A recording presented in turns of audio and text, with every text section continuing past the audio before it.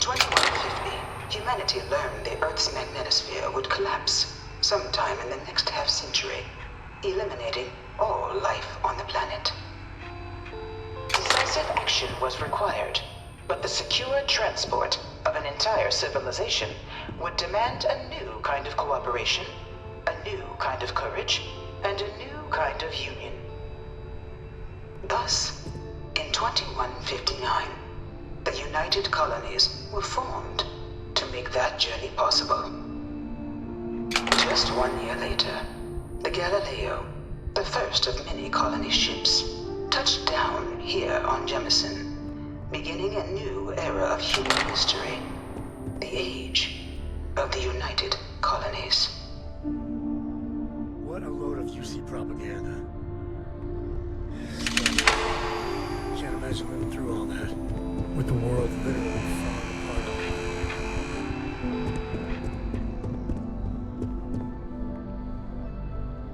I've probably got every display in this place memorized at this point. In 2050, the Earth exploded. From their foundation, the United Colonies strove to provide all their citizens with opportunity, security, and peace. But there were those among the UC that still wanted something more: independence. So in 2161, the UC issued the Centaurus Proclamation, granting UC citizens the right to settle distant worlds and form their own sovereign powers.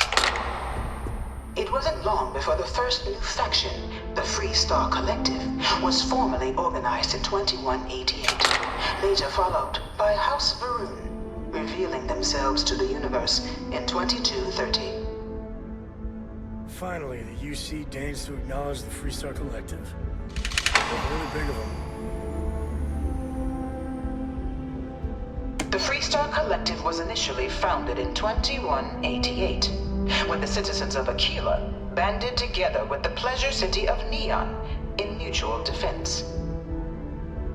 But in 2194, after the deployment of a UC medical star station in orbit around their world, the citizens of Narion also requested to join the collective. The resulting rise in tensions between the Free Star Collective and UC culminated in the settled system's first intergalactic conflict, the Narion War.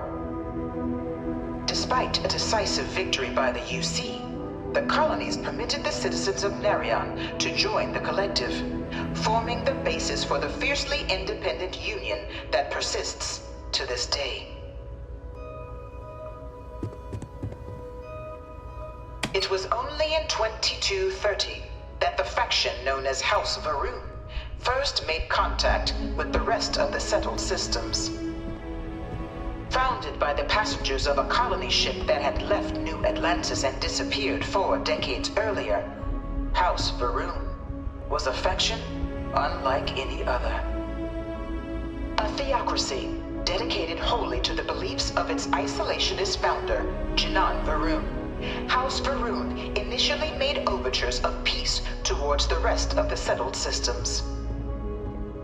They claimed their only intention was to spread the word of their god, the Great Serpent. But none could have guessed that this worship might take the form of a bloody war, the Serpent's Crusade.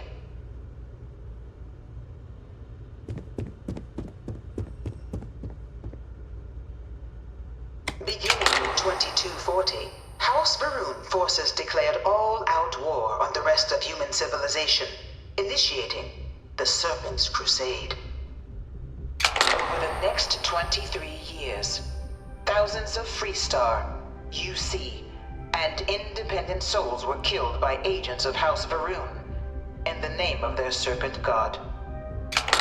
It was only with the death of their founder in 2263 and the succession of his heir Jarek that House Varun finally sued for peace. There remains, however, select members of House Varun who refuse to recognize the cessation of hostilities their leaders established. Even after House Faroon's mysterious disappearance, these zealots remain a threat to all who encounter them. Their pacification, a goal of all space.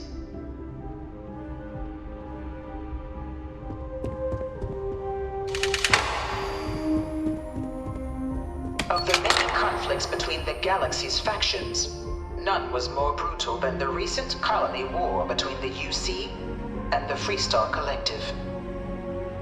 Set off by the unauthorized Freestar colonization of Vesta's Pride in 2308, a direct violation of the Nerion Treaty, the colony war spread quickly across the galaxy.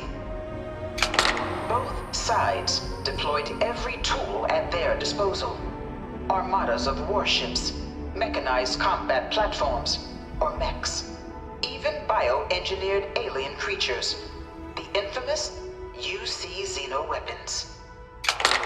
It was only in 2311 at the Battle of Cheyenne that the scales finally tipped, the Freestar Collective, utilizing their civilian fleet as a human shield, successfully crippled the superior United Colonies Navy. After their shocking victory against the galaxy's greatest navy, the Freestar Collective offered terms of peace, which the colonies, out of an interest in staving off any further human costs, accepted. The galaxy has been rebuilding ever since. This history is really starting to piss me off. All of it's spun so much it's basically lies.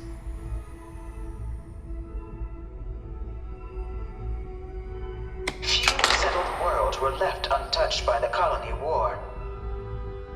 But nowhere could the viciousness of modern warfare be seen more clearly than on the Freestar planet of Nera. Initially occupied by invading United Colonies forces as a forward operating position, repeated attempts to take and retake the planet by collective forces led only to devastation. Swaths of the world were transformed into scorched husks, a nightmarish testament to the depths of human ingenuity and human cruelty. And today, Nera remains a continuing reminder to the horrors of unfettered war.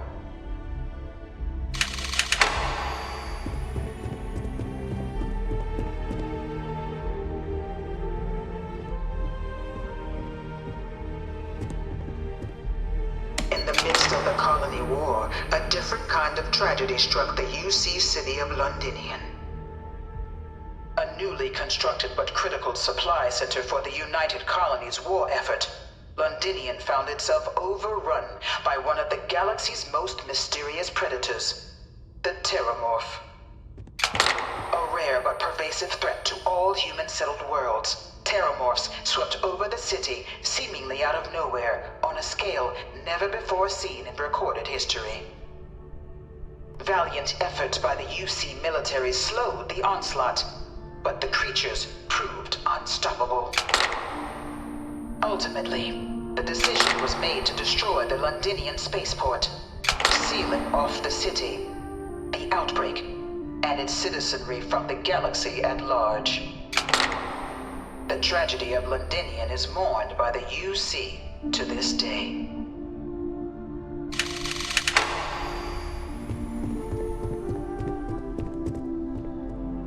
After the devastation wrought by the colony war, the UC and the Freestar Collective came together to ratify a treaty that became known as the Armistice.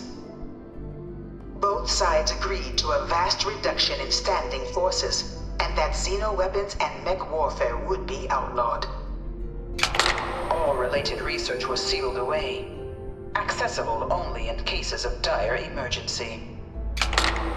But the Collective had another demand, that the active commanders of the UC military stand trial for their actions. The United Colonies, in the interest of peace and galactic security, agreed. In 2311, 3 United Colonies senior officers were found guilty. Commander Henry Durant, General Indira Rastogi, and Fleet Admiral Francois Sanon, known better as Ve Victus. All were sentenced to death for their actions, bringing the colony war to a close and returning peace to the galaxy at long last. Well, they got this right at least. The armistice was a necessary means to make sure next morning's wipe us out for good.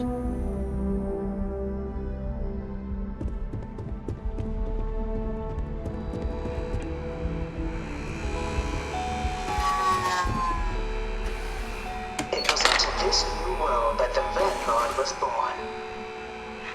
An official branch of the UC Navy, the Vanguard is the United Colonies Volunteer Fleet, serving a myriad of security, logistical, and reconnaissance roles.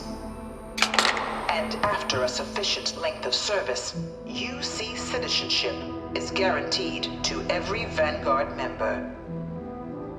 Open to all captains, regardless of origin, the Vanguard is leading the charge to protect and support the citizens of the United Colonies, wherever in the galaxy they may be.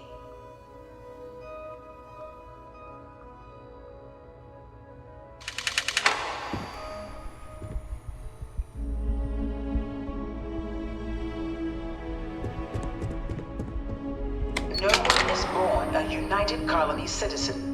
Only through service to the UC can one hope to earn one's citizenship. But the UC prides itself on taking care of its people. Cost of living controls mean citizens pay less than their foreign counterparts for needs big and small. All citizens are issued a grant upon joining to get themselves on their feet. And only UC citizens have the opportunity to purchase property, getting the chance to live in one of the most beautiful cities in the settled systems. By joining the Vanguard today, you too can begin earning your place here, in the heart of galactic civilization, as a citizen of the United Colonies.